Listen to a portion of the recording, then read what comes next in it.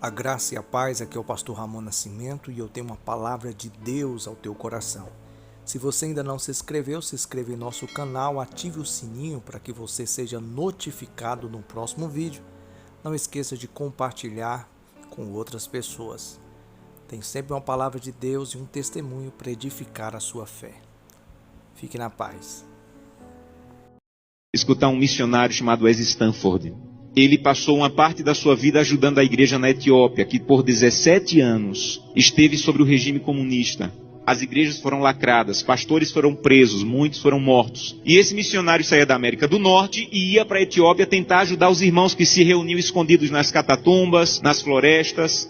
E um dia ele foi na cidade de Sodo, uma cidade no sul da Etiópia, e conheceu um pastor chamado Tadessa Asai. Um homem de Deus que tinha uma especialidade. A especialidade do pastor Tadessa era pregar nos funerais. Onde tinha um funeral, o pastor ia. Então, quando a polícia sabia onde tinha funeral, ia lá porque o pastor estava pregando, pegava o pastor, prendia o pastor, espancava o pastor, soltava o pastor e ele voltava a pregar. E um dia a polícia ficou com tanta raiva que disse assim: nós não vamos mais soltar o pastor Tadessa, ele vai ficar preso agora. E ele pensou: já que eu vou ficar preso, vou pregar na prisão. E levou 22 a Jesus Cristo dentro da prisão. E a polícia disse: não vamos mais soltar o pastor Tadessa, nem vamos mais deixar ele preso, nós vamos matar o pastor Tadessa eletrocutado, para servir de testemunho para que ninguém mais queira seguir Jesus.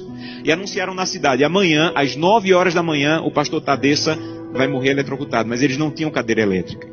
E eles chamaram as pessoas para o centro da cidade, para a praça da cidade, pegaram os fios desencapados, amarraram o pastor Tadessa, uma multidão veio assistir, deram 1 minuto para o pastor Tadessa orar, começaram um discurso contra o cristianismo, puxaram a chave para a corrente elétrica passar e matar o pastor. Houve uma explosão, fumaça e faísca para todo lado, a corrente elétrica não chegou e o pastor não morreu. Desamarraram o pastor e disseram: vão para casa, um eletricista vai consertar a gambiarra e amanhã nessa mesma hora o pastor Tadessa morre. E o pastor Tadessa pensou: já que eu vou morrer amanhã, vou passar a noite em oração. E voltou para a cadeia e passou a noite em oração. No outro dia, mesma coisa. A multidão veio, amarraram o pastor Tadessa, alguém havia passado o dia tentando consertar, puxaram a chave, explosão de novo, fumaça e faísca, a corrente elétrica não chegou. E a multidão começou a apertar tanto, fazer tanto barulho, que a polícia ficou temerosa, desamarrou o pastor e disse assim: vai embora daqui. E esse missionário estava lá, e disse que acompanhou o pastor Tadessa, e disse assim: pastor Tadessa, o que é que o senhor vai fazer? Um homem que passou 2 vezes pela morte, o que é que o senhor vai fazer? E ele disse assim: tem um funeral, e eu soube que tem um funeral, eu vou lá pregar.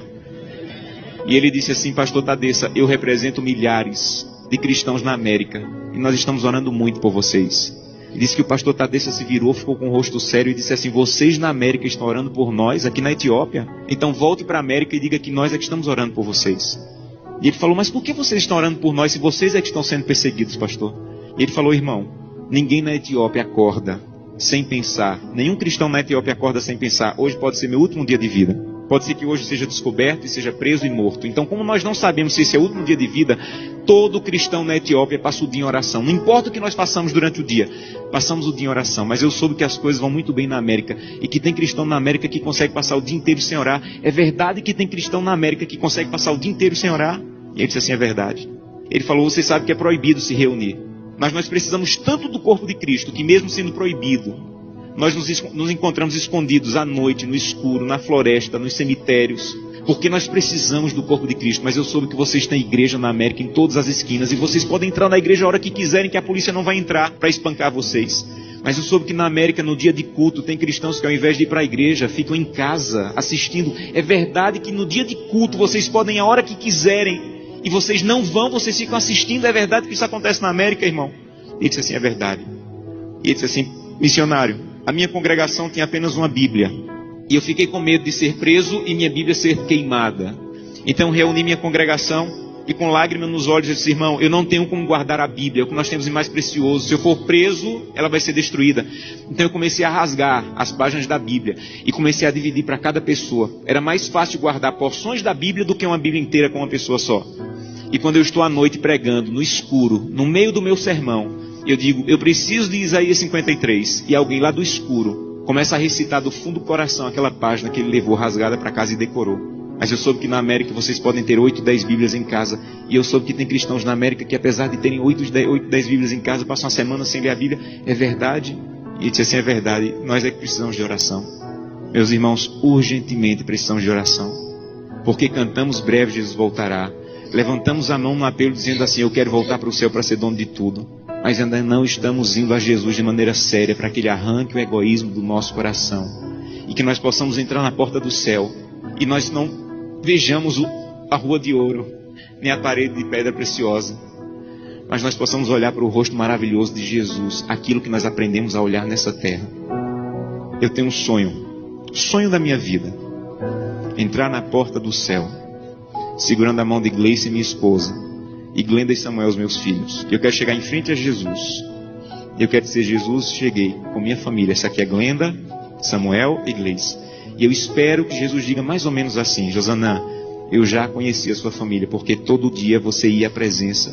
A minha presença me apresentava, só faltava conhecer pessoalmente, mas eu já conheço a tua família. Sejam bem-vindos agora. Um prazer conhecê-los pessoalmente. Eu não quero ser pastor dessa igreja. Eu quero ir para o céu. E isso é mais profundo. Eu não quero abrir o inário e dizer assim: breve Jesus voltará. Eu quero estar lá. Isso é mais profundo. Por isso eu preciso fazer com que o que eu como, o que eu vejo, o que eu acesso, o que eu ouço, a maneira como eu uso o meu dinheiro esteja de acordo com a vontade de Deus. Porque os que serão salvos não amam a própria vida. Que Deus te abençoe de maneira profunda, para que o primeiro fruto da fidelidade, a transformação do teu caráter, esteja de maneira real acontecendo em tua vida.